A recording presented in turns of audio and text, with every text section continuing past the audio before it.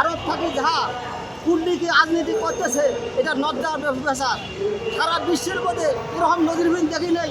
একটা 16 বছরের খুনি হাসিনা সরকার ভারত যা পলিয়া আজকে দেশের যাহা ক্ষতি করতেছে এটা নদ্দার ব্যাপার।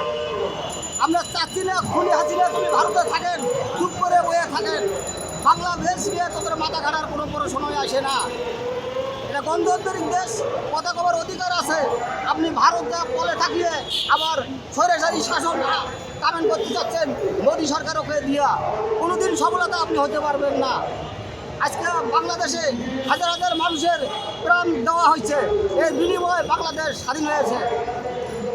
আমি একটা কথা বলতে চাই, এই দেশের মধ্যে আওয়ামী লীগ পর্যন্ত কোনো দেশ থাকবে না।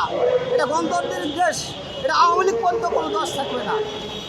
হাসিনা যত তুমি চাপাচাপি করো, মোদী দিয়ে হোক আর ভারত দিয়ে হোক, ভারতে যে হাসিনা পলাইছে এটা নিয়ে বাংলাদেশের কোনো ভারতের কোনো মাথা ব্যথা নাই।